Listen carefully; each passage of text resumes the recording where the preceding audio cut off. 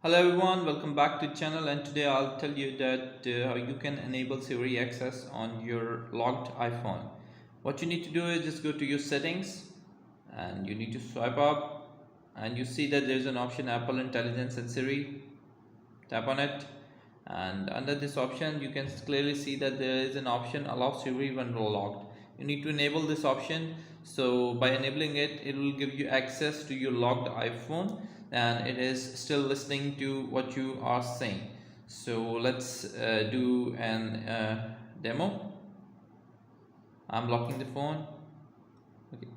Hey Siri, make a phone call to Shahroz on WhatsApp. Calling Sheraz Masood with WhatsApp. You see that it's working, and that's how you can actually use Siri while your phone is locked. I hope you understand it, and this video is helpful for you to make your iPhone experience better. Bye bye.